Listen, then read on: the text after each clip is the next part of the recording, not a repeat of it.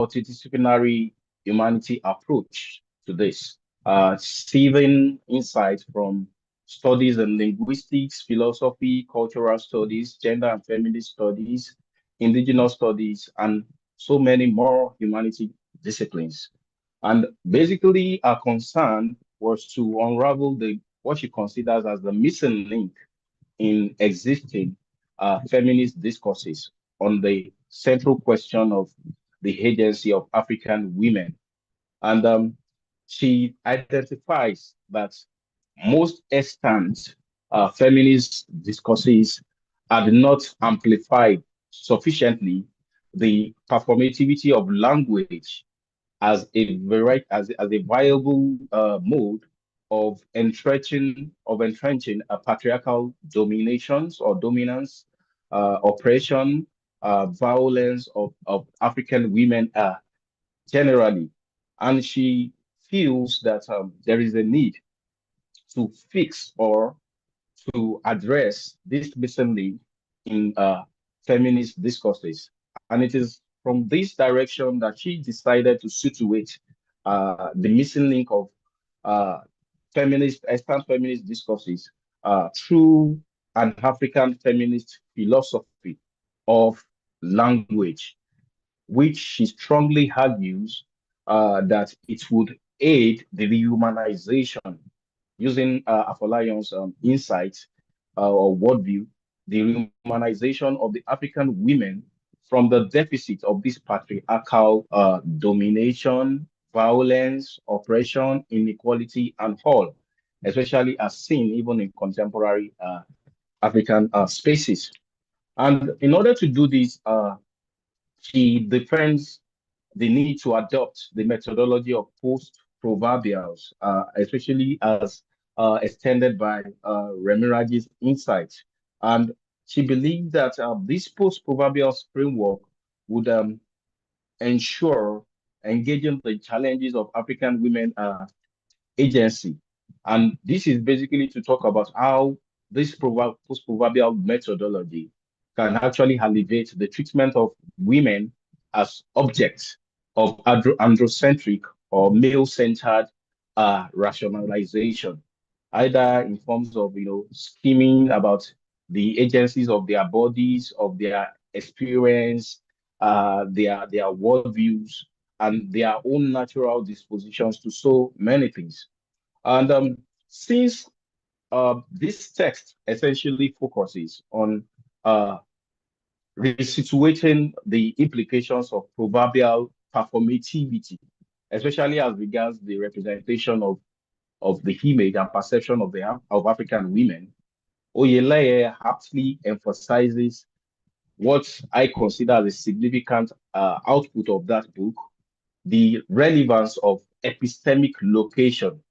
In other words, one can actually relate this idea of epistemic location to what she calls the indigenous traditions or proverbial expressions of women, especially within indigenous context to contemporary African times.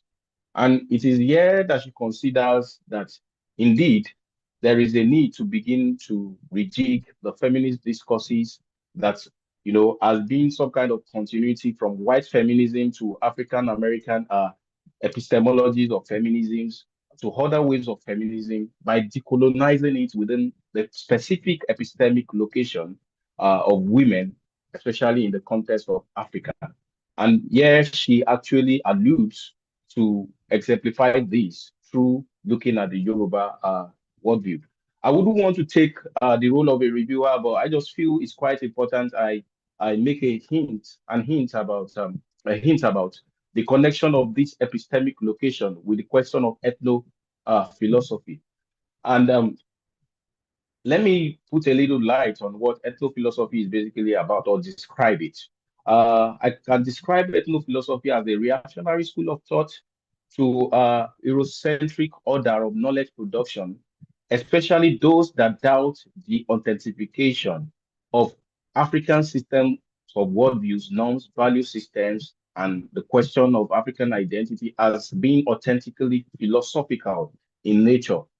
And one can actually make a quick reference to the work of the later Kenyan professor of African philosophy, Odera Horuka, who actually expounded this notion of ethno-philosophy by trying to make a distinction between what he calls folkloric sages and those he referred to as philosophical sages.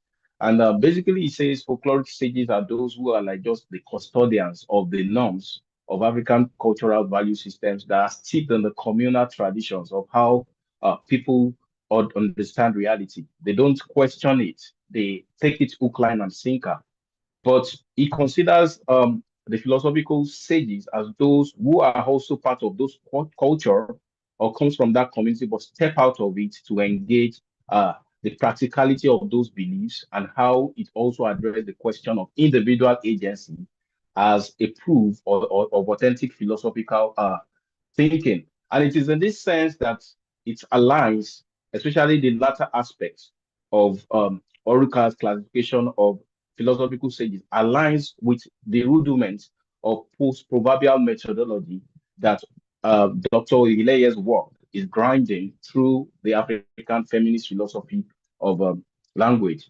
And I also need to point out, as a matter of last comment, that the paradox that is also signaled in the projection of this ethno-philosophy as a school or trend of thought in African philosophy lies in its practice.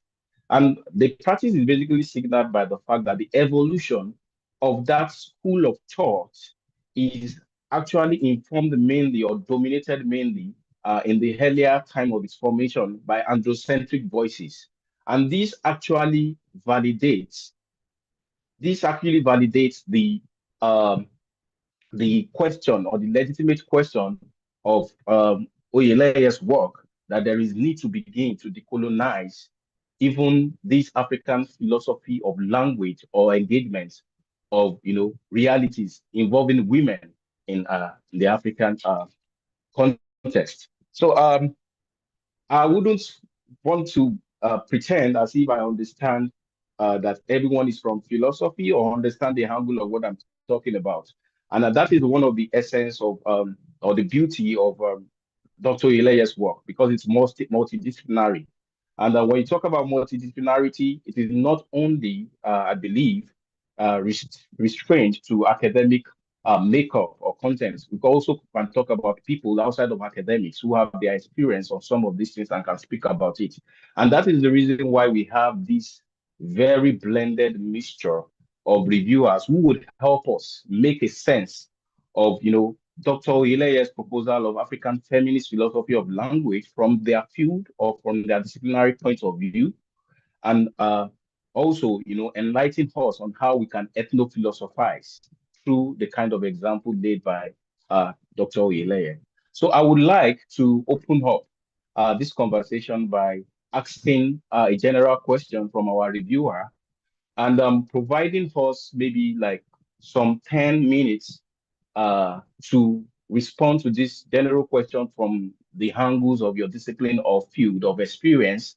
And the first question, which I would like to put, I wouldn't mind if Dr. Gamma is ready to go first. Dr. Gamma, are you there? Yes, I'm here. Okay, so I'd Okay. like to ask you, like, given this kind of brief background or insight, try to connect the nature of ethno-philosophy with Dr. Oyele's book on African feminist philosophy of language. How do you think, or what do you consider as ethno-philosophizing in post-colonial Africa? Okay. Thank you very much for the invitation to be in conversation with everyone to discuss it, and as always, with the author of the book. Since I was given the opportunity at the Lagos Studies Association, I've really been going back to it constantly for many different reasons, and of recent, for its conceptual clarity and the precision with which she carves out the discourse within African feminism that has helped me both in my teaching and as well as in my own writing and thinking to navigate a space that's really in tension on many different fronts. So that's really always what I quite enjoy about the return to her text. But in terms of answering your question, I think for me, ethnophilosophy, of course, as you've rightly described it, is part of a reactionary discourse to Eurocentric ways of ontologizing, of producing epistemologies, and the attended ethics and so on and so forth. And I would say in more recent conversations or in modern instantiations, I think you see kinds of analytical works in the forms of thinkers like Mudimbe and so on and so forth, who talk about this shift into representations that's so important when we're thinking about the coloniality of our being, which encompasses the coloniality of our language, our economic systems, so on and so forth. And if that is, if we're in agreement that that's kind of where ethnophilosophy sits, then I think Oyele's text really does that important work of trying to produce in a poisoned field, which is constantly what we're trying to do here. How can we reveal our humanity, create a grammar of humanity, and its attended political structures, moral systems, languages, concepts that capture really the non-ideal aspects of being African, but more importantly, the particularized experiences of African women. How can we do that in a field that's mired by these kinds of dominations that don't want to see the experiences of women, particularly in terms of the coloniality of gender, and Wumi and Zweko and thinkers of that ilk, like Olewule, give us a kind of language and discourse there to try and understand why that is the case. And the African feminist scholars as well, who've given us insights into why it is that even on our own shores and our own discourses, we have again an invisibilizing of African women, especially nationalist discourses, that have led to a lack of engagement with the experiences of African women. So I think then when I think about where I place Oyele's text is within that rock and that hard place, really, in terms of how it is that women can forge a voice within this discourse in ways that do not adopt Western epistemes, but also do not romanticize endogenous turns in terms of all of these power dynamics and silences that are present on our shores, both as a result of colonialization, but also in our own pre-colonial configurations.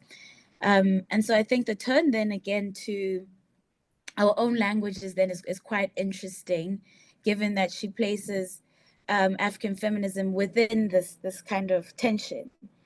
And one would think that there's nothing really within our discourses that could help African women. But I think Oyelea does something quite critical in turning to language and saying, well, there's something about language that's a representation that captures both the ambiguity of African spaces, really, and inviting us then with this methodology of post-proverbials to both visibilize the ways in which we are constantly now every day lending ourselves to the dehumanization of African women and their invisibilization in different ways, but also taking that very mode, turning it on its head, doing a subverting exercise and saying, well, if this is the means by which the kind of denigration is the vehicle with which it comes to be, perhaps if we change this vehicle, there's something that can happen in terms of how we can change our perceptions of reality.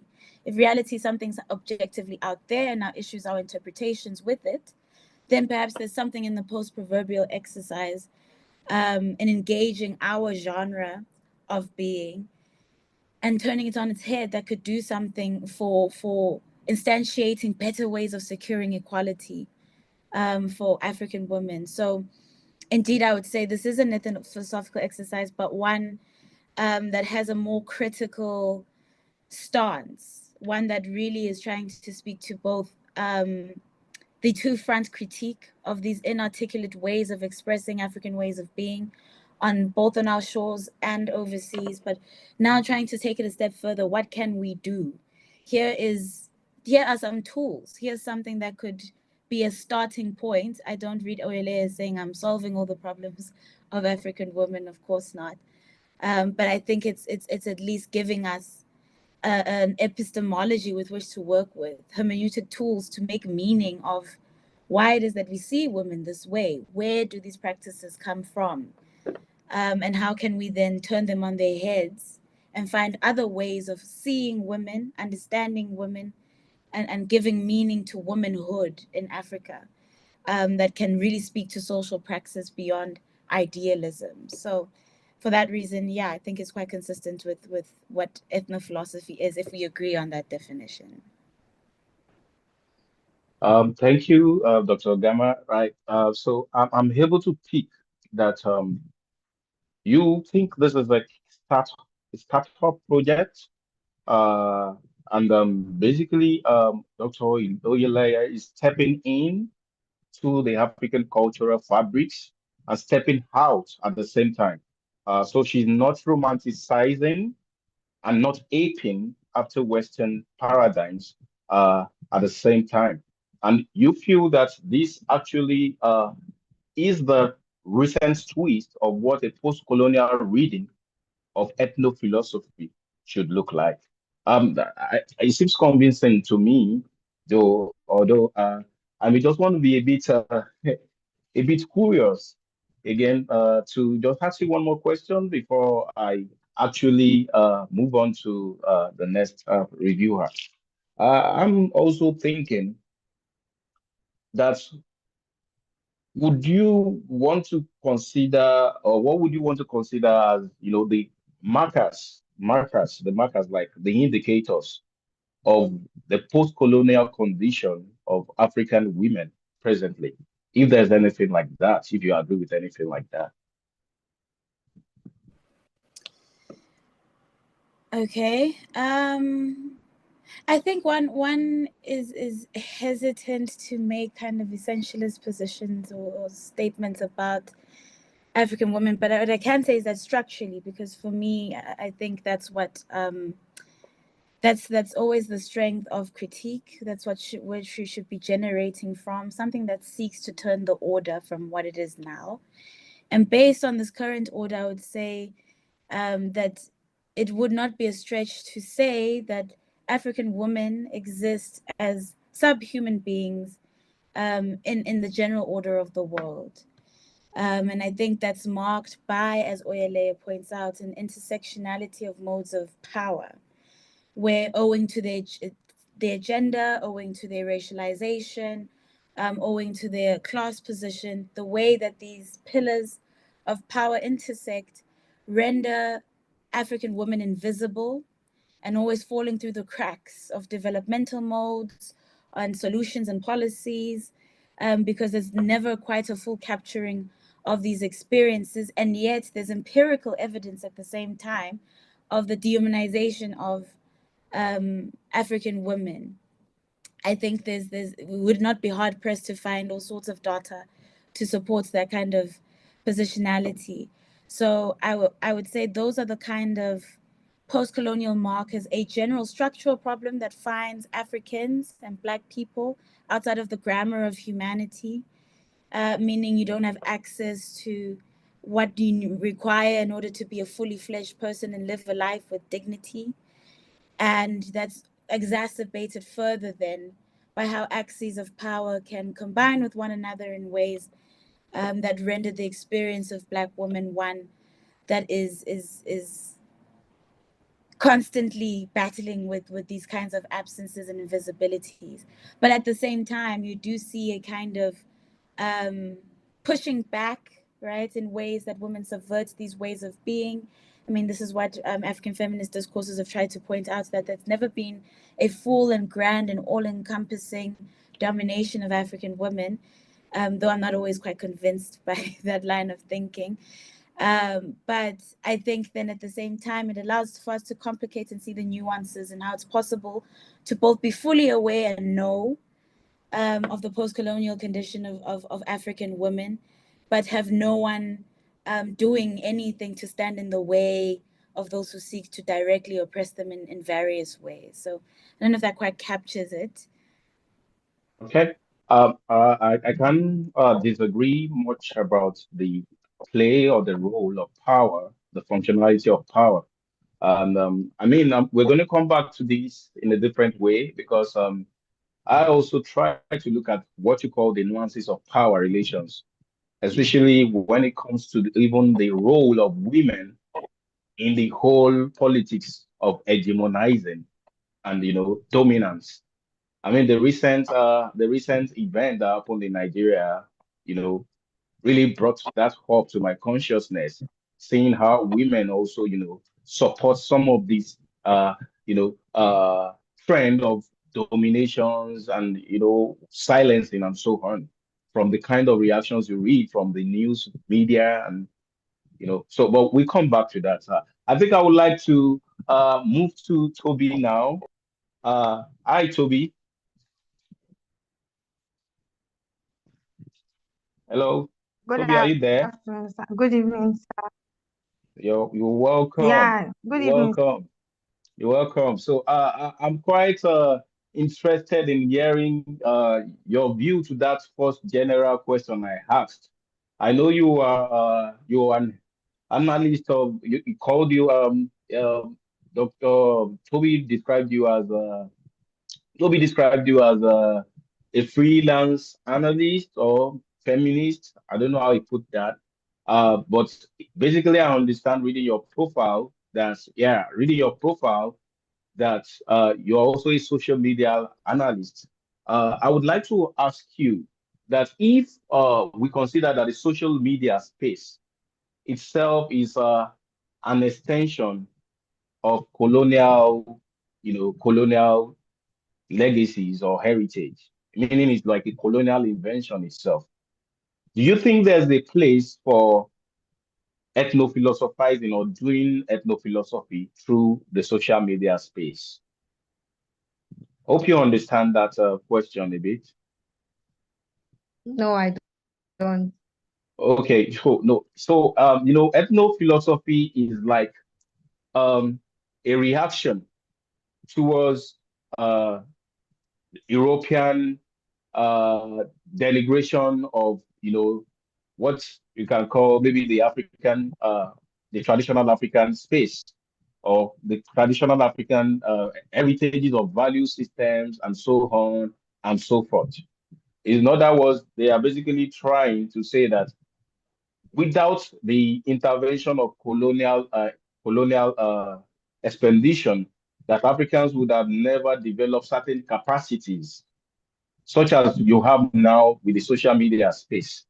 So, and if ethno-philosophy is reacting to that, and now we have in recent times Africans participating in that space, how do you think, or what mode do you think maybe such an ethno-philosophy, if it's going to be a reaction, should take within the social media space? Is that clearer?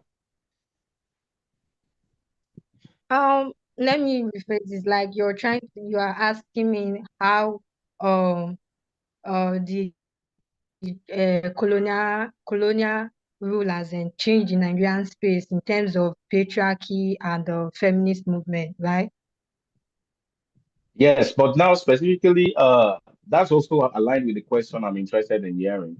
But specifically, I'm talking about, when we say can African women ethno-philosophize from the topic, um, we are basically saying, do African women have the capacity to use I mean, do they have the capacity or the ability to do certain things that the society basically considered unnatural to them, or construct their reality in a way as if because they are not men they can't do certain things. But I'm not saying that if ethno-philosophy is essentially a kind of reaction to colonialism, that without colonialism, we wouldn't have had certain advancements such as you have today as AI, not even talk of using the social media space and so on. That if you are now going to talk about projecting some kind of ethno-philosophy to address that kind of colonial impression, what kind of ways or how do we do that ethno-philosophy on the social media space? Do you understand it now?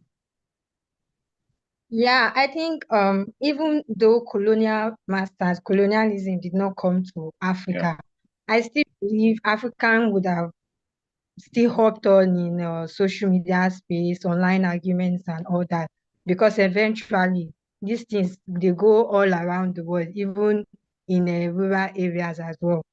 So I see online, I do see arguments about feminism, about there's this name they call the uh, patriarchal guys, they call them banger boys. They are ready to drag Mm. anybody, anyone for your ideas through the field, male or female.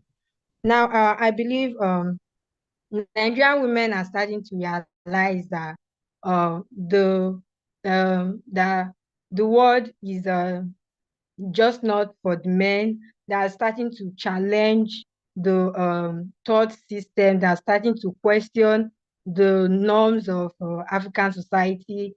Recently, I think 2 or 3 weeks ago, there was this argument about uh, why is virginity a social construct that is tending to the needs of men and not to women, and this kind of caused a lot of arguments here and there, because most of the men were saying, yeah, it's good for a woman to be a virgin to marriage from their own point of view, but no one could say exactly why the being a virgin is essential to you as a woman in Africa, in Nigerian setting. And I believe even though the colonial ruler did not come to Africa, even though colonialism did not exist, I still believe Nigerian women are starting to realize that they are more than being the order for the Nigerian men. They have more role to play. They are more than teaching duties, um more than what the church or their religious organizations or their traditional societies has put in place for them. So, can you hear me? Can you hear me, sir? Yes, Okay, we can hear you. okay. So now I believe the reason why I believe that this movement is really important in Nigeria is because even growing up, you see young boys arguing with young girls around, saying a man's job is to make money, while a woman's job is to do the house chores and make sure the family is safe. This argument keeps. I've seen the argument from American Twitter to Nigerian Twitter space and even African Twitter space in general about how even the household work itself, like Dr. Oyeleye stated in her book, that even the household work itself is a form of unpaid labor. Is The patriarchy has kind of made the paid labor, the skilled labor that men do outside the home, the right one. While women at home, they tend to just do the normal cleaning of the house, taking care of the children, tending to household chores, and these tasks are not paid, unlike the one for the men. Uh, and I believe Nigerian women now they are starting to realize that what a man can do, the normal thing, what a man can do, a woman can do better. Now, this is causing a lot of arguments, especially on Twitter, because most of the men are saying a woman cannot do more than a man. Now, what a man can do, there's no woman that can do it. Now, this idea, some people keep saying, I've seen online on TikTok where they even posted videos about ancient matriarchal systems in Africa, which to me I believe is a lie. Because the traditional African society and even the Ogbonis and I don't know, the traditional religious worshippers, they do not accept women like Dr. Oyeleye said in her book.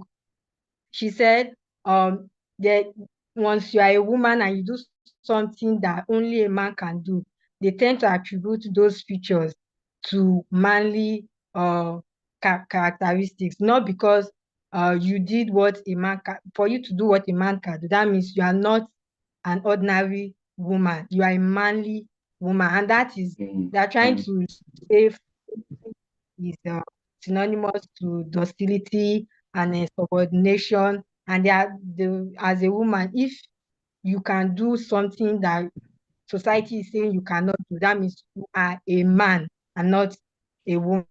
And so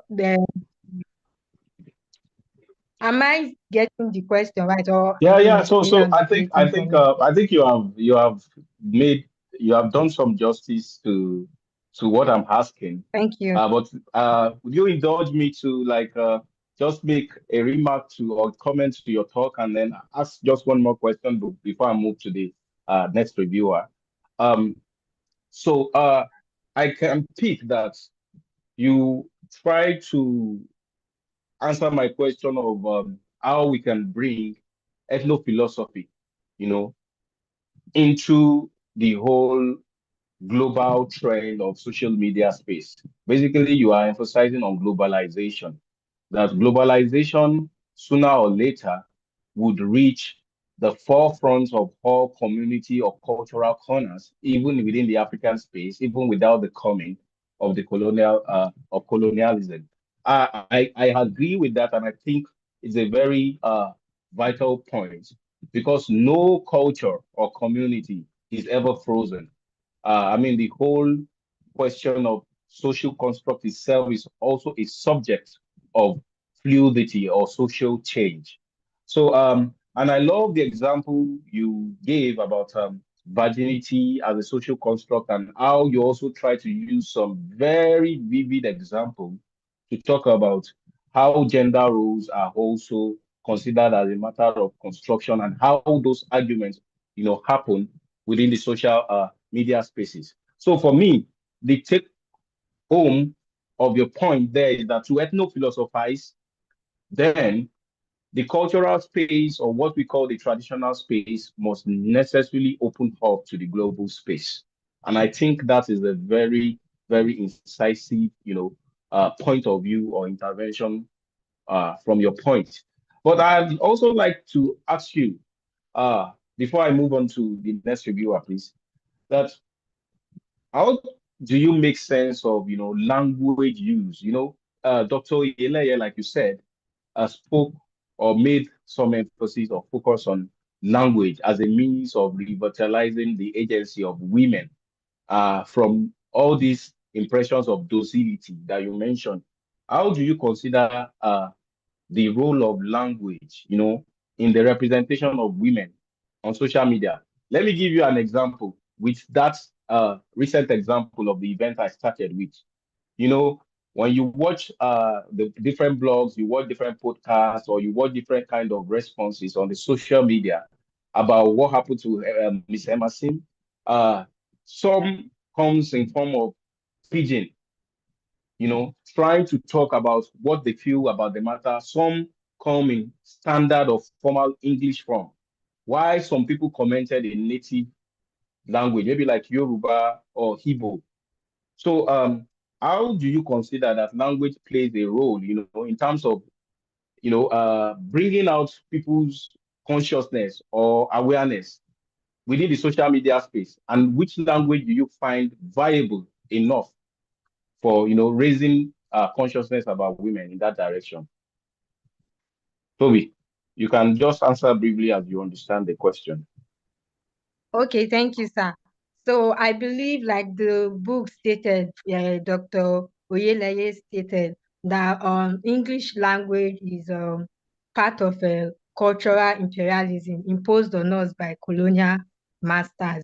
They forced their language on us, and now Nigerians too, like you said, they tend to see our language as vernacular, as substandard compared to the colonial masters language like English and French.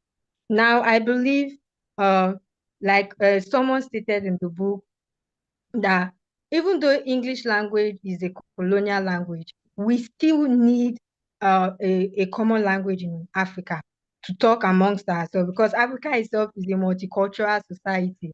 There are different languages, even in Nigeria itself. If you are from the Igbo part of the country, if you are talking, other people from other regions will not understand what you are saying because of the difference in ethnic group, difference in language, because of language barriers. Now, I believe in order to showcase, in order to reflect what you are saying, in order to carry your message across from one place to another without barriers. I believe we have to use the English language, not the way the colonial masters gave it to us, but the way we have fashioned it to be, like you said, pidgin language. Almost every Nigeria in the country, even though they don't understand English, they do understand a little bit of pidgin English. So I believe instead of using pidgin English is kind of like the colonial masters language, but with our own editings, with our own changes that makes it more of our own and less of the colonial masters. So I believe it's because sometimes when you see some tweets or some messages in Yoruba or Igbo, and you translate the message, most of the time the meaning is not the same as what the message is trying to pass across. Meanings are lost when you translate from one language to another. And also, most of these online translators, they do not translate Nigerian languages effectively. They translate those of the Asians and white people, but when it comes to Africa, the translations are not as good as the way it's supposed to be. Now, I believe instead of losing meaning as you translate from one language to another, Africans should just focus on using pidgin language to get across to both rural and urban communities instead of just using, because most people, once they are watching they are reading something or watching something online and they see it's in English. I've seen a lot of people, they just scroll past. They believe this message is not meant for me. It's for those people that know book, for those people that are Oh, educated, it's for the literate. so So they just Toby, go. Toby, sorry, I have to like interject you. Uh, I think you've made a vital point because we have to be a bit time conscious. You understand? And I think the cross of your response is quite apt on the tension between vernacular epistemologies. You mentioned vernacular there, and what you call the challenge of multiculturalism, that it shouldn't lead to some kind of erasure of the enduring aspect of our identity.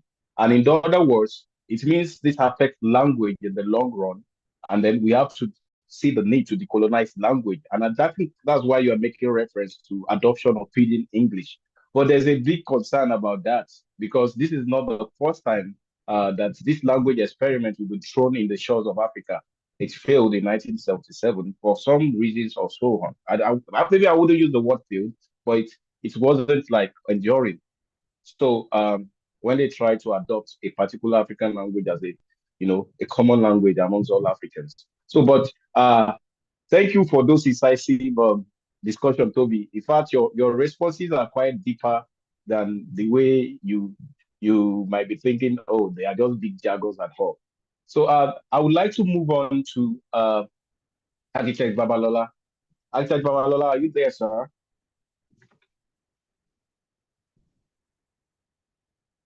Hello, are you there, Hear me? sir? Yeah, Yes, I'm please, I here. can hear you. Yes, thank you Beautiful. so much for being part of this. I would also like to pose the same question to you. I mean, from the point of the, the practice of architecture or design.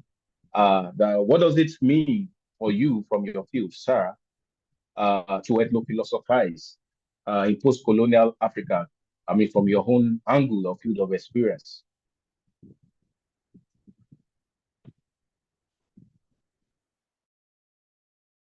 Not You muted yourself, Architect Babalola.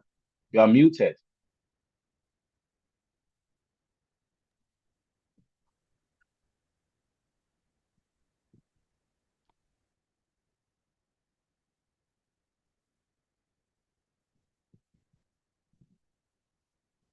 Hello, Architect Babalola. Are you there? Um, To speak. okay. Ye- I think you're back. You are muted again.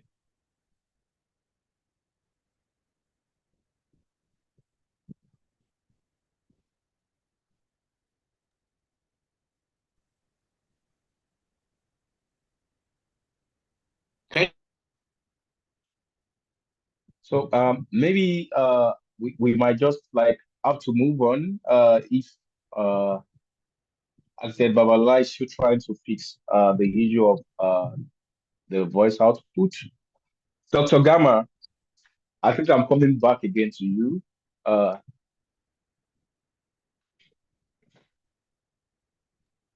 Hi, Dr. Gamma, are you there? Yeah, can you hear me now? Can you hear Shagun Babalola Oh, now? okay, yes, I can hear you, sir. So sorry Okay. for the Yeah. oh, I just wanted to say something. After doing okay. a very wonderful work, very highly philosophical work that even transcends ethno-philosophy, we are now still asking if a woman can ethno-philosophize. I have not, Uh, in a while, I've not read anything this rigorous. okay. Now, let me move on to what it means to be.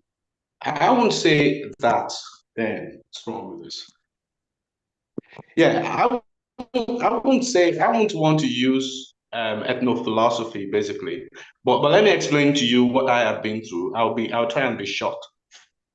Akin Otoye Baju was destroyed in 1966 during Wet Year, and I grew up wondering why people would destroy a palace. And somehow, people around me, when I was doing my master's, suggested I should design a new palace because we didn't have one then. And when it was destroyed, the market beside the palace, in all universities, you have that it's like urban language. You have the Afin and you have the Oja beside it. Now, when the palace was destroyed, the Oja too disappeared. And to cut the long story short, we didn't have an Oba for 22 years. And now, within the Yoruba worldview, or let me say first-centric worldview, the palace and the Oja, they represent what you can call complementarity, which you can reduce to gender complementarity. Now, I'll come back to that. Now, my goal when I was doing my master's, I was just playing around, was to design something that is symbolic, that if it is built, that because it is symbolic, people will not destroy. But somehow it became a real project and it's almost finished now. Now, where I'm going is this. I read this lovely book and I read the parts on gender complementarity, but I think it's a bit deeper here in Yoruba. I don't know about others. In the palace, you have a patriarchy, most cases, at least now in modern times. We've had female kings, but now we have male kings thanks to colonialism. Because if we were left on our own, probably we'll be having female kings in some places. And the Oja, as everybody knows, in our culture, is a domain for women. So let's call it matriarchal. So what we have in our world, basically, it's much deeper than she said. What she said is wonderful, but I'm just adding to it, is that in the market, the woman rules. In the palace, the men rule. So what you have is like a kind of deeper complementarity where there's serious balance. Now, going back to my design, the design basically is to bring back what they call Kobe. All Yoruba palaces in the past had Kobes. Oyo had at least 5 Kobes until mid of 19th century. If I had to, Frobinos saw 3. Sorry. Kobes are they are like the Roman portico. They project out of the palace, but it's a throne, unlike the portico. And you have the roof going up, very high up in a pyramidal form, forming a cone. Now, what does that mean? In Ifa, according to Abimbola and Roland Abiodun, who wrote a book on it, which I used for my master's then. He wrote an article then, but later I wrote a book. The cone means Ori Inu. And basically, the symbolism of Ori Inu is actually phallic. Yes, it is. But Ori Inu concept, for anybody who knows well, about Ifa has another complementarity, Ori and Iwa. And in two parts of Ifa, you see Orunmila portrayed as representative of Ori, and a woman called Iwa representing, it's called Iwa, so it's representing Iwa. And in two parts, the two Ifa verses, different one. The first one is how Orunmila married Iwa. The second one is when he lost Iwa and he lost everything and how he was searching for Iwa.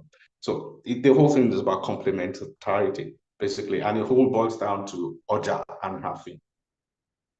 And basically, the Kobi stands at the center of the city where you can see it from everywhere. And in those days, there's something they used to call, some people still do it now, they call it Ori-Inu. They put inside it Ikin, which they use to consult Ifa. It is also usually in a pyramidal form. Usually it could be circular with a cone, covered with a cone, or it could be a box covered with a pyramid. Now, Roland Abiodun actually called the Ori-Inu a mini palace. And that is exactly what I used for the palace that I designed.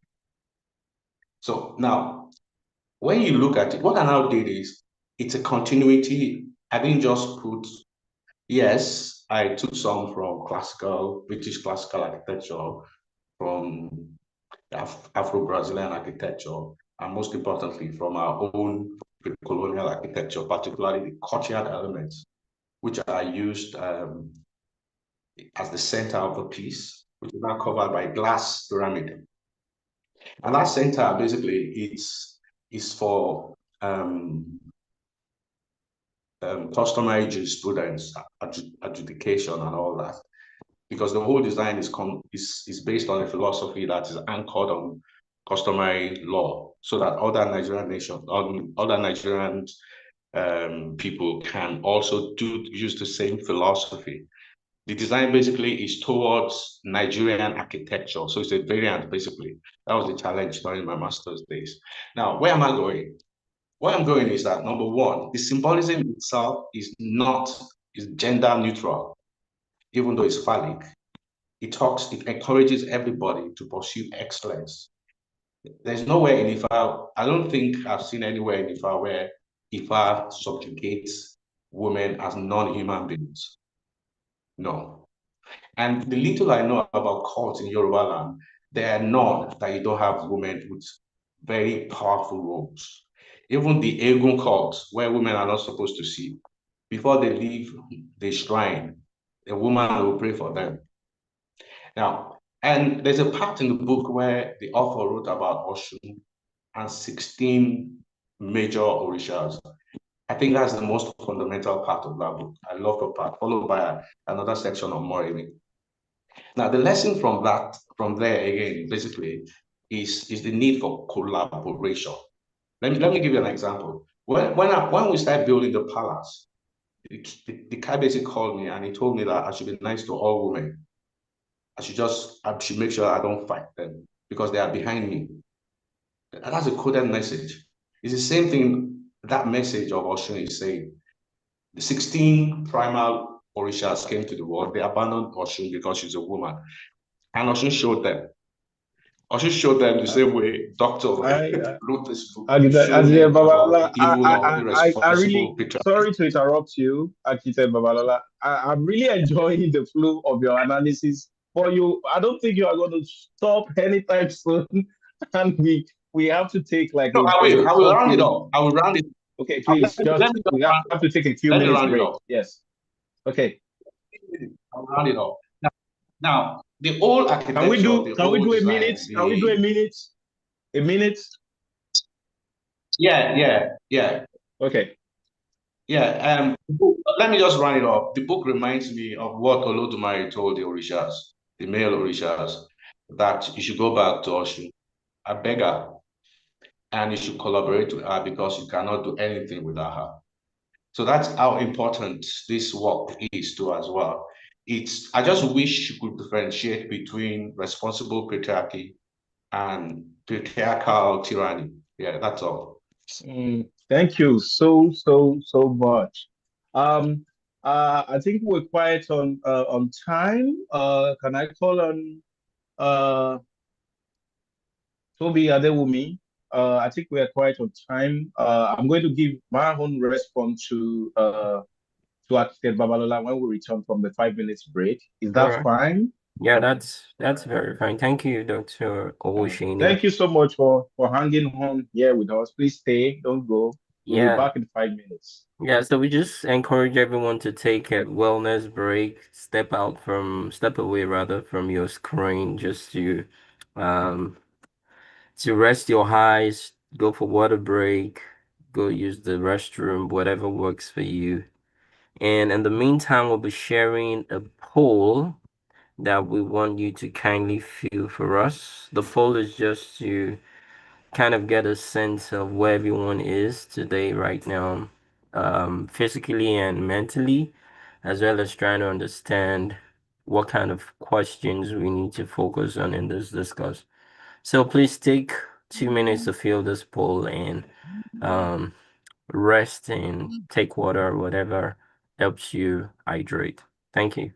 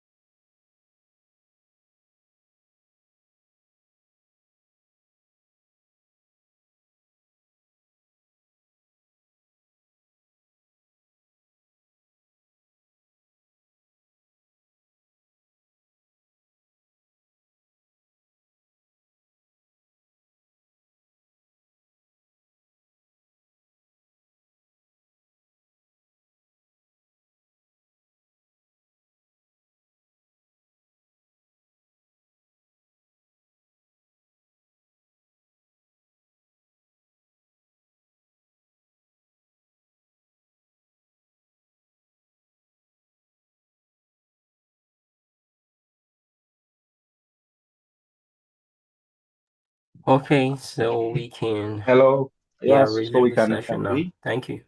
Okay. Thank you so much.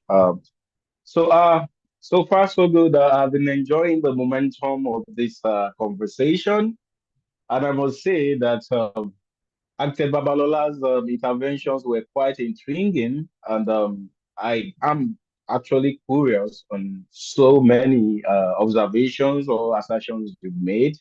But most importantly, that there are some parts of the comment I find incisive.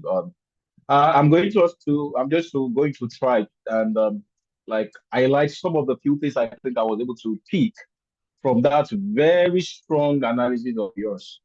I love the aspect where you try to hint and make us understand the whole idea of design or architecture as narrative and as symbolic.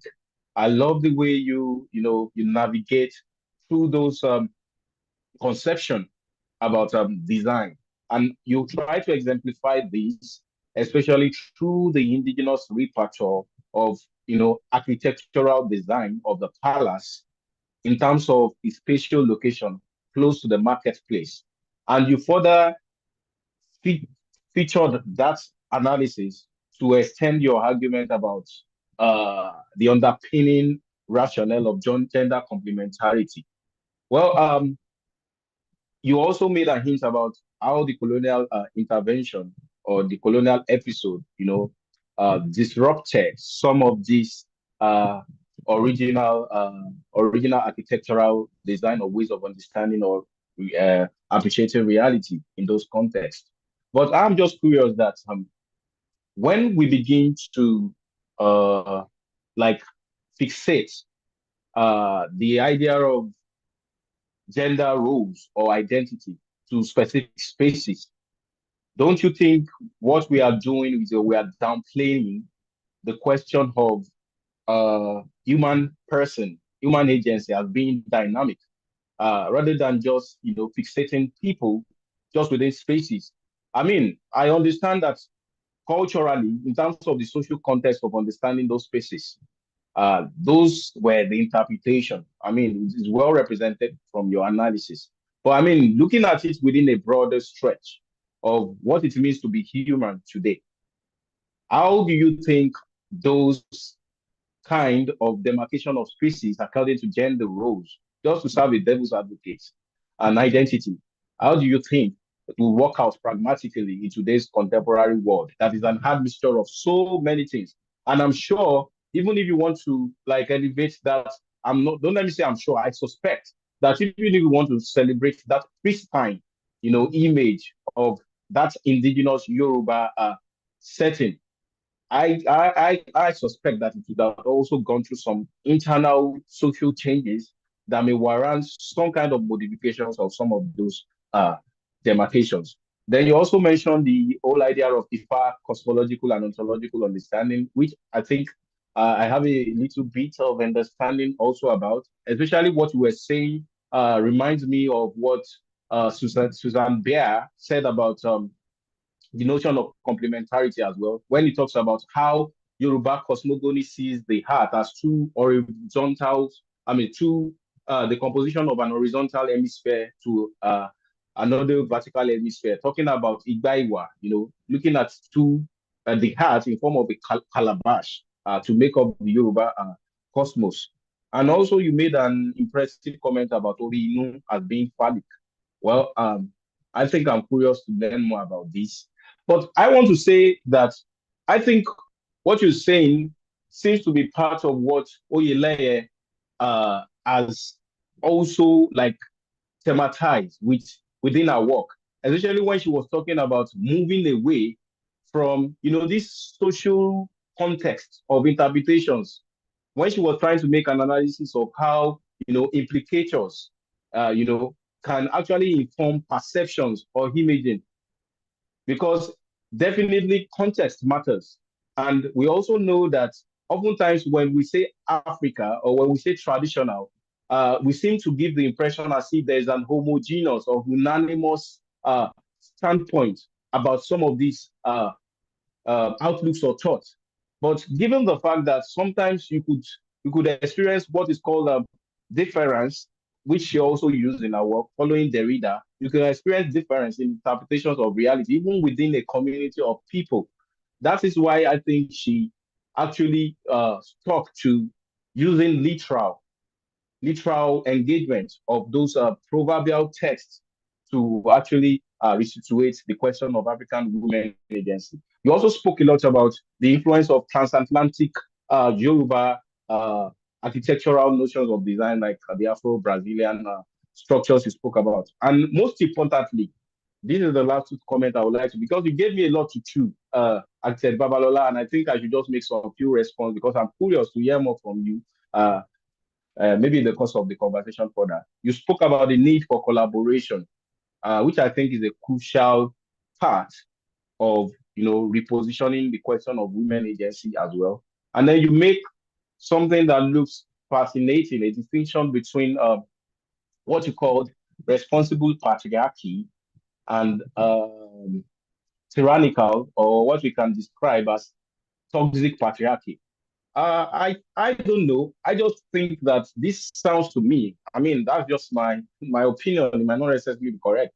This sounds to me like we are nuancing. We are still nuancing the trend of the degree of gender dominance by just trying to make a distinction between when patriarchal arrangements or order is responsible and when it is tyrannical. The impression it gives to me is that we are talking about the degree of dominance here. We are admitting the sustenance of patriarchy, if that is what that implies. You are basically implying or suggesting that when you talk about responsible patriarchy, you mean you're talking about some weak form of patriarchy. But when you talk about uh, uh, tyrannical or toxic patriarchy, you're talking about some strong form of patriarchy, and you're trying to make a distinction between that. I was just interested and curious about how you think these are not just nuances of some form of dominance at a particular level. So, Dr. Gamma, I'm coming back again to you uh, because you are the African feminist voice we have here. And I have some other questions I think you might find interesting to engage with.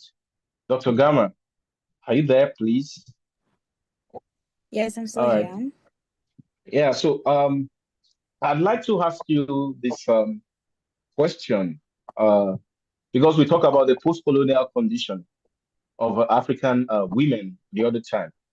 Do you consider that condition, even though you said it's quite difficult to like affix the indications of those conditions because of the fluidity of social reality these days and the emergence of agencies in different forms, even beyond the question of women?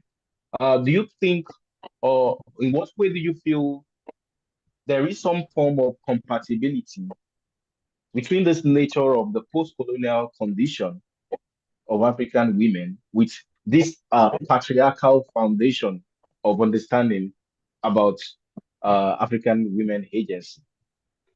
Do you see any compatibility between the two? Are there parallels? Are there divergences? Is there somewhere they converge? How do you make sense of that? Are you asking if there's a causal relationship between the post-colonial present, as I've Yeah, described it, condition that yeah. women find themselves Hmm. in? Yes, I think there's lots of different scholars that give credence to that view. Here you can think of the likes of Maria Lugones, who repaint for us our understanding of colonialism to have a gendered arm in it as well, that we often look at it as a racialized and class reconfiguring kind of mode of oppression, whereas it also has a gendered aspect to it where it gives those who are racialized white gender, whereas conceptually it those who are racialized non-white are denied being gendered. And that comes along with all sorts of present realities that we can see. Obviously the displacement of language, cultural practices that are demonized and taken to be barbaric, but also that went hand in hand with the instrumentalization of African people in various ways for labor, but as well which I find to be quite convincing as well, is this trope of the African woman as this kind of Jezebel of sorts, is sexually immoral, so on and so forth, that allowed for certain practices in terms of the rape of African women, which then is not a rape in a hermeneutical sense, because these are in any case just instruments. They're not humans like those who are racialized white. And the same is true then for African men as well, who are also ungendered, although that creates quite a complexity that I'm also still trying to navigate myself. That on the one hand, indeed, colonialism we can see removes gender from the African man, such that they suffer the same kinds of violences. But that kind of violence then is silenced in the present in ways where there's an unrapeability of African men that goes hand in hand again with these kind of toxic patriarchal ideas of what manhood is about, that you can see from other feminist scholars have pointed out. Again, masculinity in the African sense then is just a negative of white masculinity.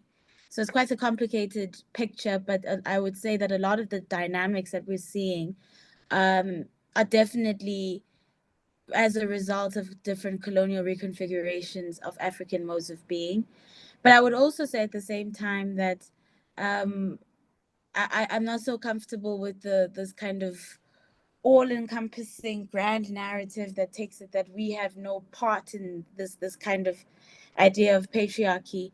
I don't think that Africans are so special that we're incapable of meting out these kinds of violences towards each other, colonialism or not. These kinds of practices were present, and there's enough empirical evidence and archival work to suggest that the present subordinate condition of women in Africa is not a new phenomenon by any stretch of the imagination. So, yeah, definitely, I would say there is a relationship between the post-colonial condition, as I've put it, in a structural sense, but I also would say that there are um, historical pre-colonial reasons that come out both in Oyele's work, but also predecessors as well, to suggest that these kinds of violences are not a post-colonial phenomenon, but a human one, and really trying to understand why it is that we've always placed women in the subhuman or non-person status at all.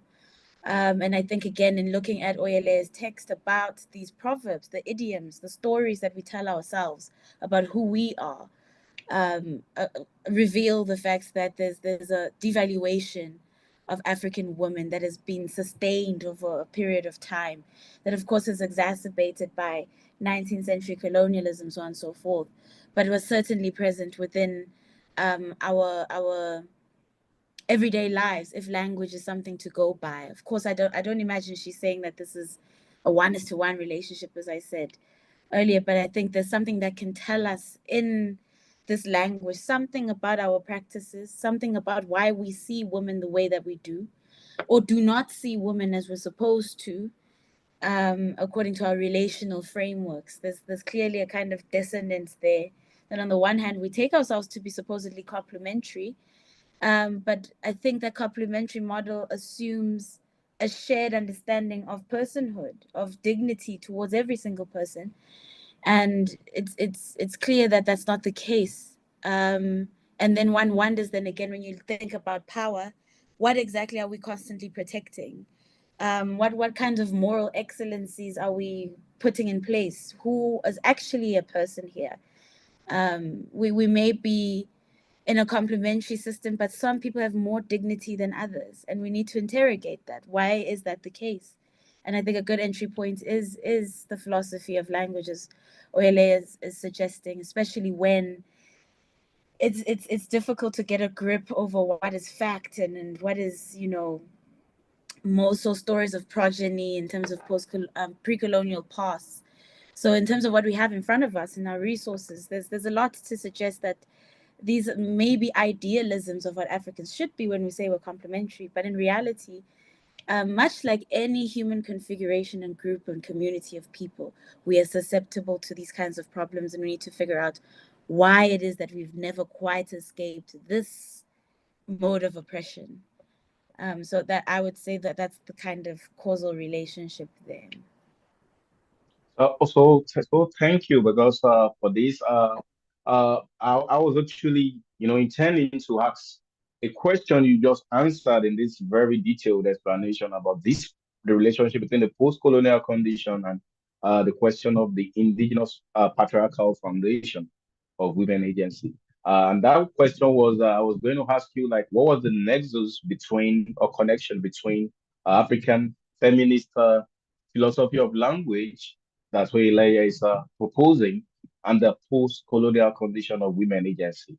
And you've addressed that in the later part of this response. And importantly, I love the fact that you stressed or emphasized that the history of oppressive ideology has a long stretch, even before the advent of colonialism, so that we would not excessively dip ourselves in some kind of not looking inwardly, while we put everything on uh on the colonial expedition.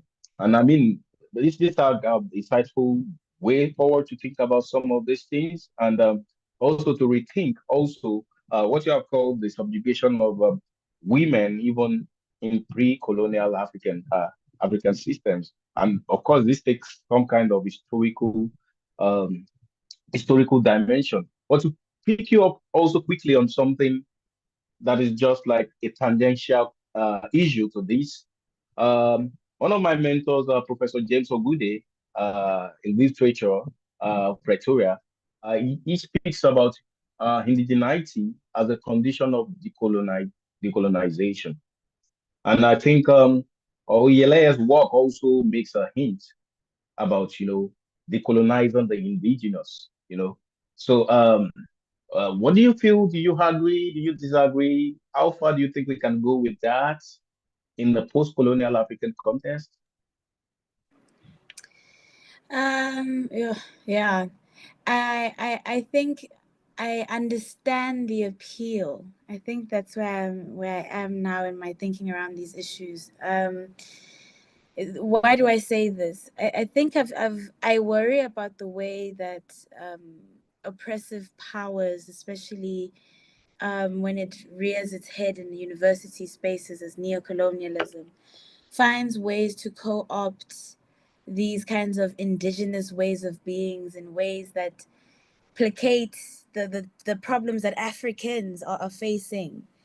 And so I'm concerned about the move towards indigeneity that seems to want to simply do ethnographic work, right? Now taking back to the age-old conversations that are in terms of Untonji versus Serkibiran versus Oruka around, the efficacy of ethnophilosophy and the larger stakes of the political economy of knowledge here. So I worry about the ways in which the move towards culturalists, or on our shows we call nativists, discussions about African ways of being in ethnophilosophy that simply end up being tales of how we used to be, niceties that make us feel, I often tell students that now that I've told you that, mathematics is an African issue, we are the ones who came up with this concept of calculus, so on and so forth. What does it do for changing the way the economy is set up? It makes us feel better, of course. And there's something psychologically that it does, but I'm thinking about the material interventions that can do, which is different from what I think Oyele is doing in her text, which is to say, I'm trying to change the frameworks around which we see reality, because there's people who have had an authority over reality and interpretations of reality that I think this exercise is trying to destabilize. So not just to unearth that, well, in Africa, we are complementary and hear nice proverbs that give us a nice picture of how we ought to be, but it does very little to shift the power structures. It does very little to give us a language with which to fight back in our various communities about why a particular action is wrong, or why we should be coming together about particular issues. So I think what I'm saying is I am on board with the ideas around indigeneity, but only if it's towards the criticality of trying to create a better terrain for doing ethnophilosophy that doesn't just become co-opted, that doesn't just become feel-good stories about being African, and doesn't really then set us up with tools to then say, okay, how can we better understand this mode of being, present it to a globalized world, but in ways that seek to change these toxic and violent relations, not just to say, well, women in Africa are prized, in terms of how we speak of them, and all the kind of metaphors we have about them, but in reality we subordinate them on almost every single front. So yeah, what I'm interested in is in exercises and move towards indigeneity that can do the work of destabilizing the order of knowledge, of power, of modes of being in the world. And I think Oyelea gets us there in ways I find to be more efficacious than other African feminist exercises. I don't know if that's just my bias in some senses, but when I'm also grappling with these issues, I found that some of our predecessors have done the very good work of visibilizing epistemic problems and epistemic importations.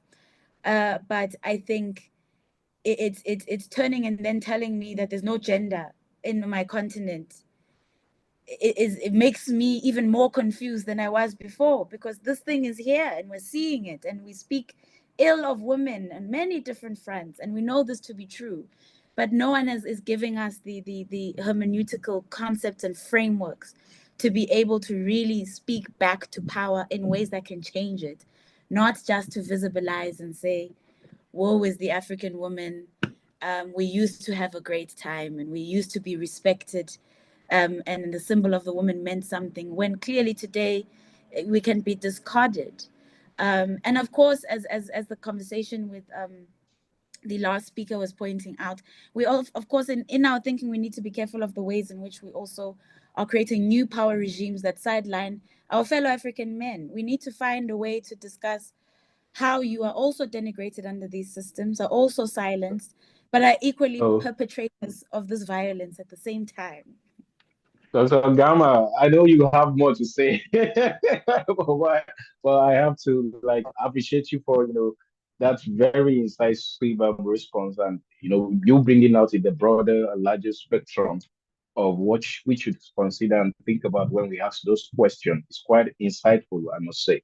Um, Let me quickly move on to Toby. Um, Toby, I I have a question for you. Toby, are you there? Hi, Toby. Yeah, we have two Toby. There's me, Toby Akpe, Oh, and there's Toby Akpe. Oh, Toby Akpe. Yes, please. yeah. Okay, you're referring to me. Yes, I mean you. Okay. You are the center of Uh, attraction today. It's only that maybe you can do well by just maybe in a microsecond, just when you're talking, pop up your face if you can do that. If you can do that, that's fine. It will be nice to like familiarize with who we're talking to. Um, so my question is just this: that what is your thought, or what are your thoughts or imagination about the ideal role of what the ideal role of women should be within the digital space, especially as regards the representation of women in terms of how this sort of patriarchal impressions about women oftentimes is also populated in media spaces or social media spaces as we have it. I mean, in Olai Oyelaya's work, she emphasized the role of pop culture as one of those veritable tools for deconstructing the whole idea of patriarchal ordering of women agency. So if we look at pop culture within the practicality of the social media space, what roles do you think, or what roles do you think women should do or should take within the digital media space? What's your thinking about that, Toby? okay. Thank you very much. Can you hear me? I think the network is Yes, a I little we can shaky. hear you. We can hear you. Yes. Okay. If you can't So, use your camera, it's fine. Mm, yeah. okay. So I believe the what you asked me is what do how this new generation of women can uh, sort of influence the new generations that are coming before Mm-hmm. after them. Mm-hmm. So I believe, like as I was saying before, the issue about the virginity as a social construct. Someone just posted it online today. I saw it that the she saw two young girls, probably between the ages of 14 to 16, in a commercial bus discussing about what was said online and how there's really no social no value of virginity to the women as it is to the men. And I believe this is good because now young women are saying that the things that they've been told in the past, that this is what you're supposed to do, this is how you're supposed to behave. When you see a man, there are things that you're supposed to talk about. Once a man is trying to get something, even if you are taller than him, you must not assist him. There are rules about how to behave, how to talk, how to act in the presence of men, so that you can be seen as a viable suitor, so that you can be seen as a responsible housewife that will not talk back to her husband and all that. Now, I believe most women are starting to see that their lives exist outside those of men. They get to be who they want, what they want, and how they want on their own account, irrespective of what the society is saying. And hello, I think I'm out. No, you're not out, Toby. We can all hear you. Please continue. The thing just froze, and This I must thought I be was the network. Okay, go on, please. I can hear you now. okay. So the even recently on American Twitter space, someone started a discourse about how women no longer want to carry children for men anymore. They Most of them are saying, based on the logical evidence, the biological, physiological changes that happen to the female body after childbirth, most of them are opting out of pregnancy. They're saying they don't want to carry a child to this world at their own expense. And most of the men are there, they are criticizing the women and saying, as a woman, your job is to provide life, your job is to create new life. And the fact that you're saying you don't want to create new life, you are trying to bring an end to your generation. Uh, I think, is it from here or there? It's just freezing. Can you hear me again? Yeah, I can hear you. Okay. So I believe now this new construct, these new conversations, they are showing women, because when I was growing up, there were things that we were taught things to do, how to behave, how to act. And now I believe the new generation of women are starting to question all those ideologies. They are making their own references as to their lives and not to how it benefits and man. Okay. Okay. Okay. Thank you so much. I think I picked can you hear me, please? Can somebody signal they can hear me? Yes, I can hear Yeah, you. I can. I can hear you. Okay, good. Um, Okay, thank you. So I think one thing I picked from how you talked about the role of how women can also respond to the question of their representation on digital spaces that I asked is that there is need to be intentional, like intentional about subverting uh, the norms of performative gender roles and expectations, especially those that are of patriarchal posturing. And of course, this aligns so well with Oyeleye's sampling of certain Yoruba, Yoruba proverbs, which she actually subjected to some post-proverbial reconstruction to actually alleviate the representation of women.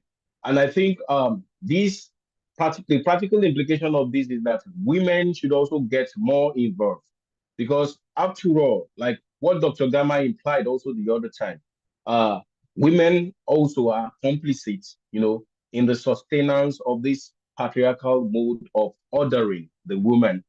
And then this is something that is of a crucial concern. Thank you so much, Toby, for using those explicit examples once again to make your point very clear. Architect Babalola, hello, sir. Yes, sir. Please, can Yes, you sir. proceed with maybe a few response to some of my curiosity that I raised about how you were using the archetypes of the pre-colonial Yoruba architectural design as some form of struggles of narratives and of symbolism, for the whole idea of gender performativity, which you call gender complementarity.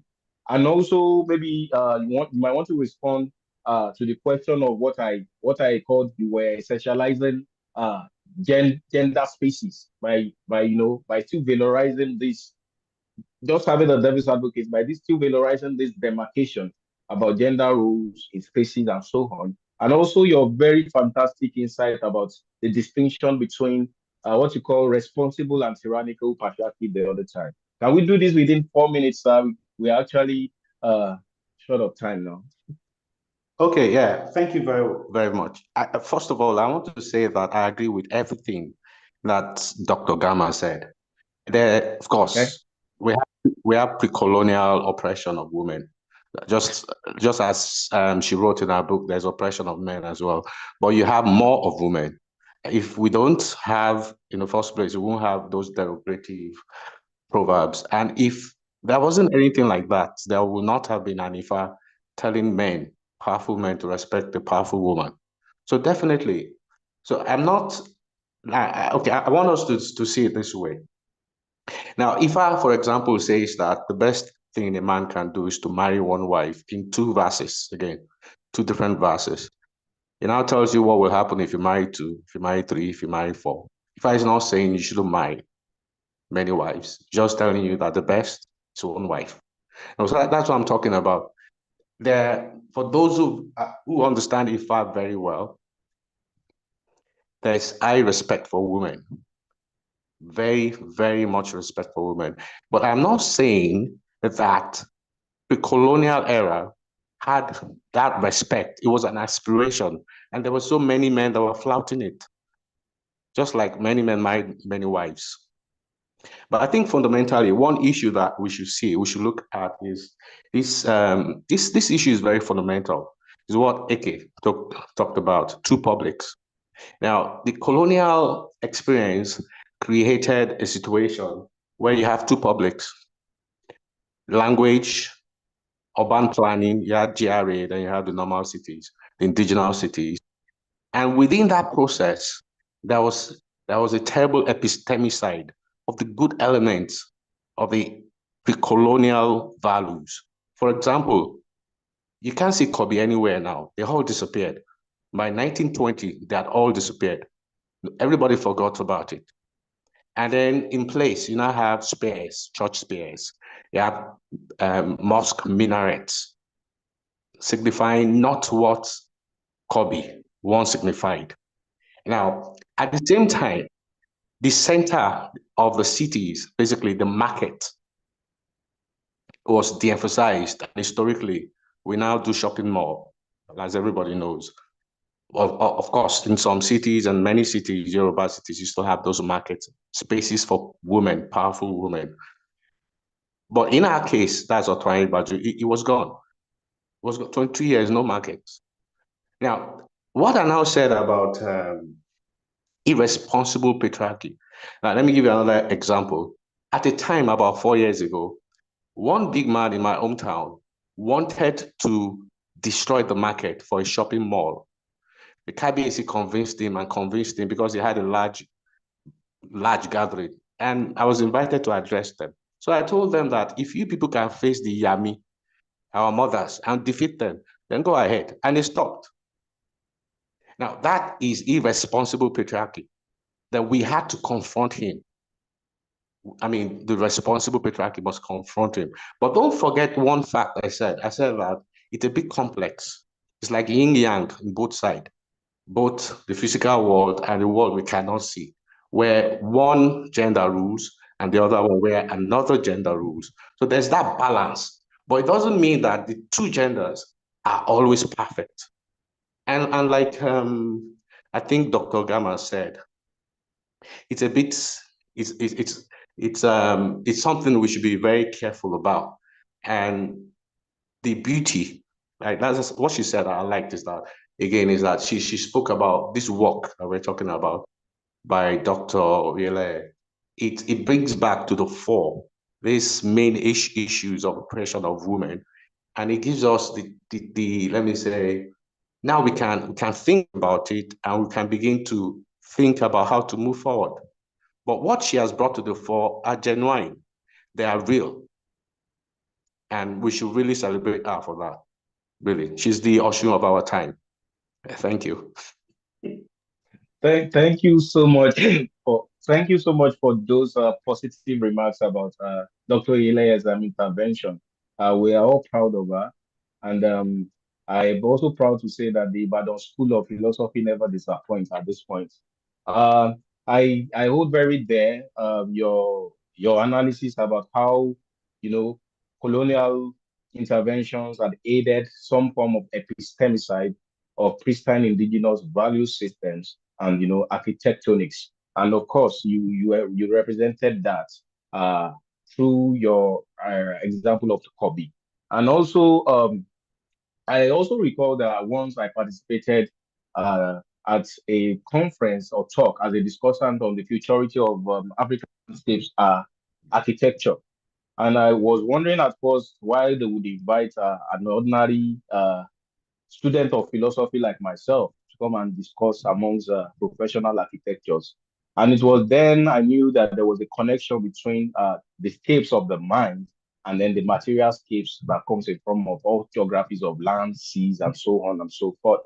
And I think I went home fulfilled that after all, philosophy cannot just only think about bread, but now we can also begin to think of how to bridge the gap and teach people how to think about the materials to make bread. So I would want to stop here to also give some, if we have a little chance, Toby Adewumi, to give audience to people online whom we want to raise one or two questions. We can read out for our reviewers to respond to. Can we do that? Oh, yes, Please, if you have certainly. your question, yeah, if you have your questions, please can you post your questions and we would take it to the reviewer and they would also engage with some of your concerns and curiosity. But I would like to ask a final question from, I mean, no pressures, like if you feel you have a response to that. What do you consider as maybe a gap in Dr. Elias' seminal intervention?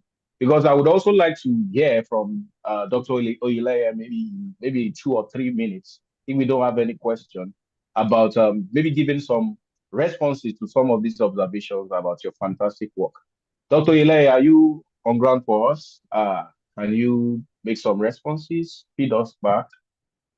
Yes, I Yes. am. But I think there are questions as well. In the comment section, I think someone Okay, says I've they not. have questions. Okay, I've not. Okay, Yeah, let me check.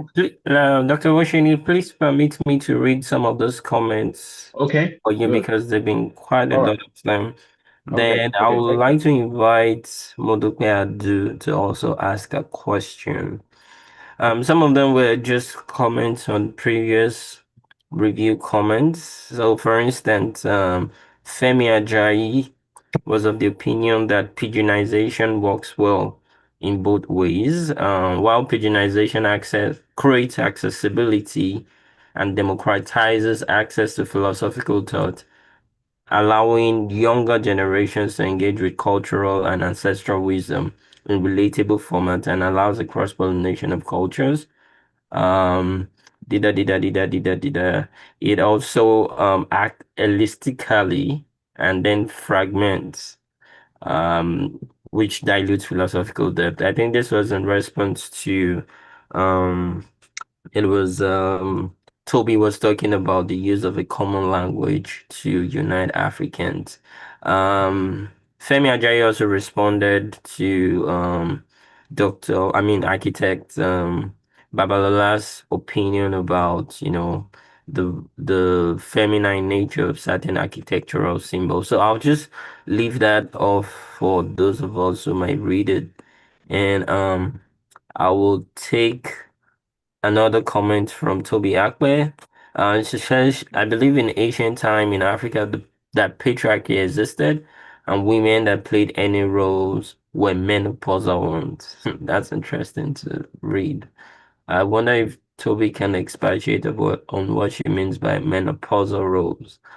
Dr. Ilay also made a comment earlier on. She said, if Afin is male and Oja is female, do you argue that Architect Babalola now? Do you argue for the prevalence of you argue for the prevalence of essentialism, and I'd like to know if biology is destiny. I think the evergreen philosophical question about whether nature or nurture is responsible for the gender roles we take. Then the question from Modupe. So, Modupe, if you're still with us, could you kindly unmute yourself and ask a question?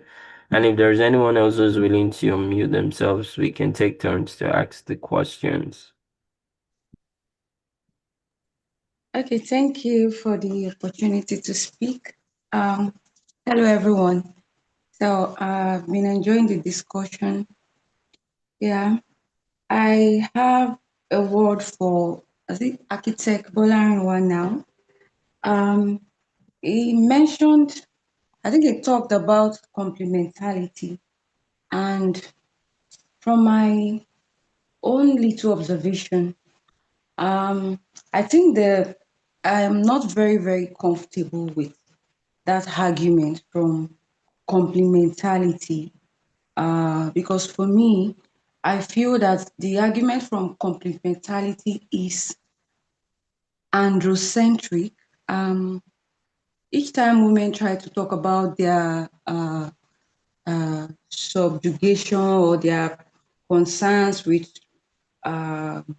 patriarchy, then we get to hear a lot of male voices coming up, to probably dismiss the argument based on complementarity. So I don't understand I'm not comfortable with the argument from complementarity, because the argument from complementarity does not make, I don't know, because when you look at the African world, where women are excluded from, in fact, till date, when the courts want to go out, maybe they have a ritual to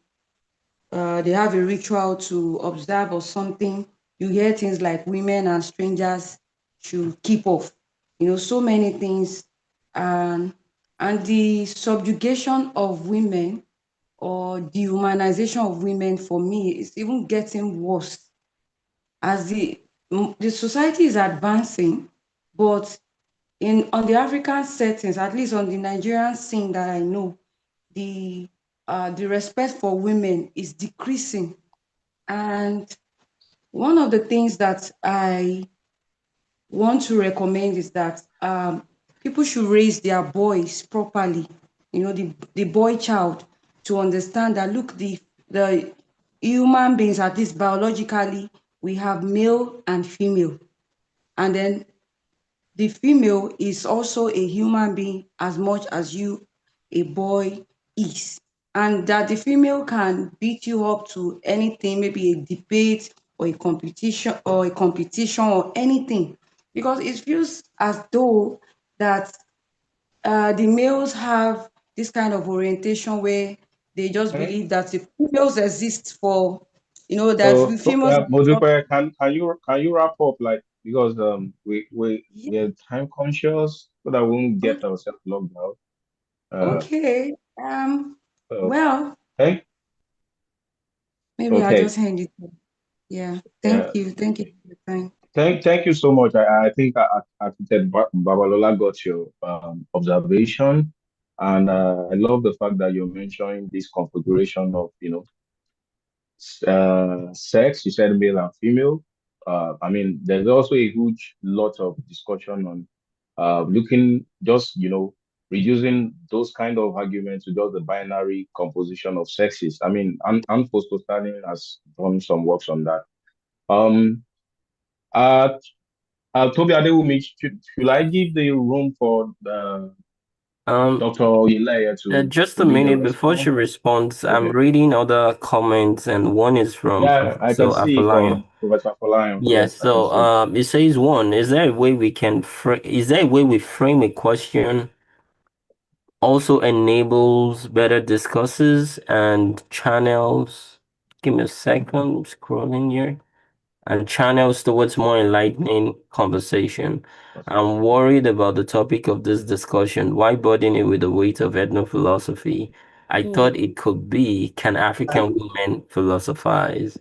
But this would also have constrained the discussion into areas that are limiting. All right, great. And okay, yeah, Toby explained what she meant by menopausal roles. And she says they are meant for what Dr. Ile refers to as manly women who are no longer considered women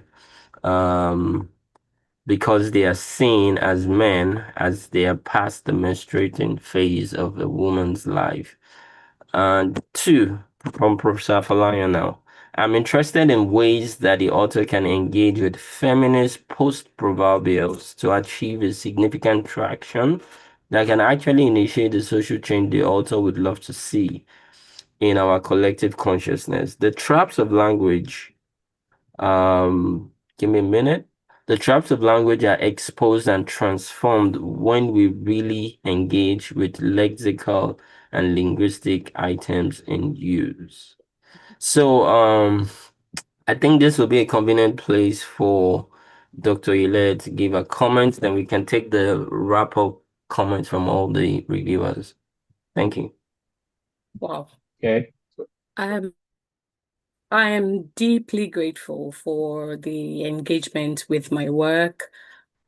Each time I sit in conversations like this and realize that, when we say the author is dead, and you realize that I'm not there to interpret this work to those who are reading it, but the feedback I'm getting from conversations like this tells me that the message I intended to pass, I was able to. I did communicate. I made meaning. It really gladdens my heart.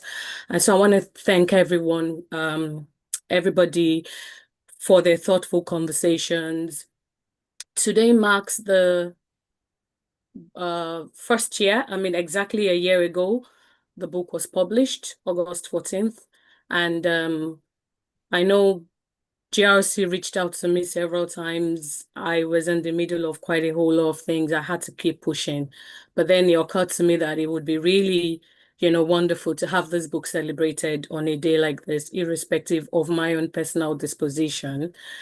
Dr. Gama, you're so wonderful. Thank you so much for your deep philosophical insight. Thank you so much. Toby, I really enjoyed your freelance feminist comment from the perspective of Twitter and the social media generally. Architect Babalola is my very good friend. We're still going to have a conversation, after this. Thank you so much. You looked at the work from both he's a very political person, looked at it from both the political and the historical perspectives. I'm very grateful. I just want to add a bit, there was this conversation about indigenous patriarchy and the post-colonial and what we have today, post-colonial patriarchy. There's a section, two aspects I just want to direct you to. You need to read what I wrote about Moremi, and that would answer what it was like. Pre-colonialism, what did we have? In spite of all that Moremi did, in spite of the victory she brought to Ife, she was still seen as just a body. Okay, so I will direct those listening to please go and search that out and read it. And regarding what we have in our post-colonial, what is happening at this present time regarding patriarchy, especially with language, I'd also direct you to the 5th chapter, chapter 5. There's a part where I talked about everyday sexism. It isn't my coinage. I think I picked it up from Simidele Joseph and a couple of others who've worked on it. You know, they catalog tweets, and one particular one struck me, which we still use in Nigeria, even till this present moment, is you having a man and a woman driving, and the man is at fault, hits the car of the woman, and you hear something like Moniru Enile, you know, it is so demeaning. You're not even coming from the point of apologizing, or it is just to remind that woman once again, she is but a body, and that the man is saying that I have someone like you know, but tending to my needs at home. And these the way we use language in these ways, it really struck me. And we cannot continue to sit and to go back to the issue of ethno-philosophizing. While this work, I don't categorize it as ethno-philosophy. Basically, you know, for those of us in philosophy, Dr. Gama has said a lot about the Odero Ruka controversy with Utonji and all the rest. And I just want to say, I had to move the work beyond cataloging or just that descriptive sense of ethno-philosophizing. I agree that when, as African women, we cannot be spoken for. We should describe our own situation. We should lend a voice to what is happening to us. You know, we should speak up for ourselves, but we should also go beyond that. We should come to the point where it becomes critical. For me, the work is deeply philosophical, so it is a critical engagement. We need to ask questions: who, how, you know, we need to ask all of the questions that we need to be raising, and we need to move beyond that into seeing how we can change that society. I know one of the speakers talked about that. I think it was Toby, you know, that even within the space of social media, we need to speak up. We cannot just let such tweets or things about discussion on virginity. And, you know, regarding that, I just quickly put something down. And the question is, whose hymen? Whose hymen are we talking about? Is that hymen for the man or for the woman? So whose hymen? Whose agency? Whose body? There's so many questions we need to raise.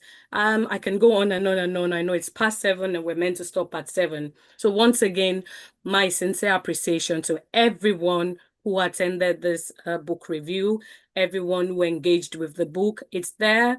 Let's keep the conversation going. Thank you so very much for walking this journey with me.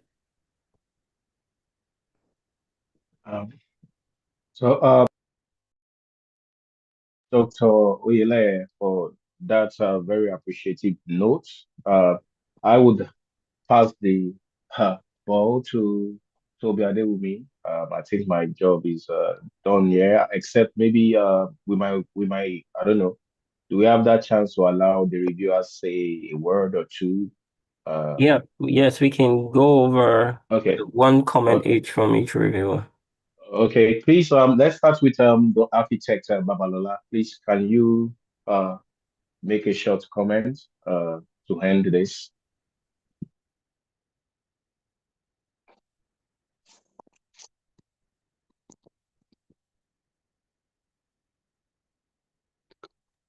Actually, Babalola, are you there, sir? Okay, Dr. Gamma? Dr. Gamma? Yes. So thank you once again to the group for the invite for the conversation. It was really insightful, and I quite enjoyed the interdisciplinary nature of the conversation. I think philosophy can sometimes remove the people from the conversation, which is what matters most. And yeah, I think it's just continue to engage with the book, and it's currently also making me think of ways that what can I do beyond the critique to really inject solutions into the conversation. What can we do to help people find better ways to solve these problems? I think that's the larger political injunction here that OLA has done in action, and has given us something to work with, but also inviting the rest of us who are in this conversation, allies and African women themselves. What can we do to move beyond the lamentations, as important as the lamentations are? What can we do in praxis to reconfigure the world? So thank you. Thank you so much. Toby, can we have your comments, your closing or ending remarks? Toby, Akwe. Okay, Yeah. so thank you very much. This has been an insightful program for me. I believe the like someone just replied my chat just now about something I said about Oprah Winfrey, that teaching young boys to see girls as their superiors, or and equal, we downgrade the boy child. And I believe this is something that the patriarchy is pushing forward to diminish the work of feminists in Africa, to show that if you elevate the female child, you downgrade the male child. And I believe this is not true, because the male child can, they've been in the spotlight. If the female child is also in the spotlight, there's no wrongdoing in elevating both of them without downgrading one for the other. So thank you very much. And yeah. You're welcome, Toby. Thank you so much. Acted Babalola, your turn, sir. Yeah, just to a pity, just a short reply to the lady that's not comfortable with complementarity. I think what happened is this colonialism, basically coloniality, eroded our connection to the real understanding of our pre-colonial era. Now, if you go, it's like we're damaged epistemologically, ontologically, axiologically. We don't understand that complementarity anymore. We just see it as a physical thing, but it is not. But let me just say it in a simple way. Now, just as we have phallic symbols physically that we see, we have a spiritual, let me say, anti-phallic symbol that is matriarchal that we don't see. These are two powerful ends that you learn from deep understanding of pre-colonial ethics or cosmology. And when you understand that women have powers, every Yoruba man that is part of the primordial public, because there are two publics now, most people like KBACs and co, most of them, not all of them, they have serious respect for women. In fact, a king cannot rule a city without women. The women say no. You know what Fela's mom did in Abeokuta? The women say no, that king must go. Now, it's that. It's not just physical. It's like she wrote about Plato's binary cosmology, something like that. The two worlds is when you understand that world. In fact, Oshu fought with the other world, spiritual. She fought the 16 Orishas with that power. Yeah, I think majorly in our time, that must continue for justice, for balance, for that complementarity. That must continue in all realms. And that's why I really appreciate our work, because it's how will I put it? It's like a shock therapy for some, because most men don't know these things. Most, let me say, irresponsible tyrants, they don't know these things. They don't respect women and all that. And I think basically that should be what I said earlier. Let me just wrap it up. Should be the basis of the coloniality, is understanding well how we used to behave before our ethos, before coloniality, the best of it, not the worst of it. And we should bring it to the front burner and show it to the world and teach our children and hand it over to the next generation. But definitely, this book is a landmark. And we should all thank Doctor for that. Thank you very much. So thank you very much, everyone, and also for that ending point of inward criticism of ourselves and our ethos. I mean, I think we can end up with the conceptual decolonization of Pasiwiredu that talks about, the upward streams and downward streams of our experiences and our worldviews. We need to subject all this to critical engagement. So thank you so much for celebrating the Pan-African Women's Day with engagement of Dr. Ilaya's work. We wish for all the best and we hope for more series of this continuity in terms of the conversation, Dr. Ilaya. We're looking forward to that. So I hand over to Toby Adewumi. Thanks for inviting me. I Thank really you so appreciate it. much, Dr. Washini, for the wonderful moderation. I'll just like everyone to please put on your videos for a minute or a split second so we can take a screenshot. We like commemorating conversations like this by working on policy briefs.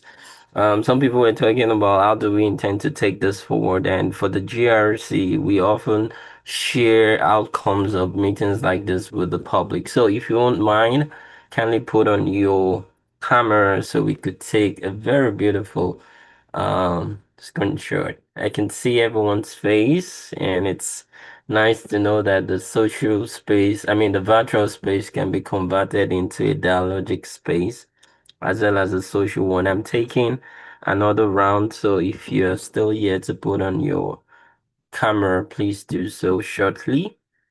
And there is one more round.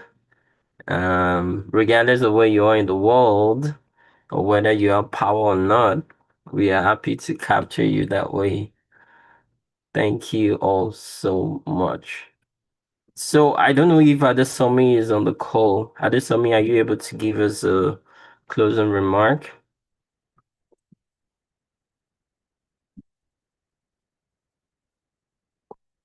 Adesomi, are you still there? Okay, in absence of our colleague, we'd just like to thank everyone who joined us today. This has been a wonderful conversation. The conversation continues. We are going to be organizing another session soon. This time around, it is going to be themed setting a new gender agenda for Africa. Setting a new gender agenda for Africa. And this is redoubling on the work of Dr. Elele as well as other gender and feminist scholars in Africa. So we'll invite you all to join us for that other conversation. And until then, please join the Graduate Research Clinic. It's a multidisciplinary, transnational, and intergenerational network of grad students, academics, independent professionals, whoever you are, as long as you're interested in knowledge production. We want to have you with us. The link has been shared, and for the sake of emphasis, I'm going to reshare it. So you can join us shortly after this event. And please don't hesitate to fill in the survey that you will find upon exiting the platform. That helps us improve on our programming. Until next time, take care and see you all.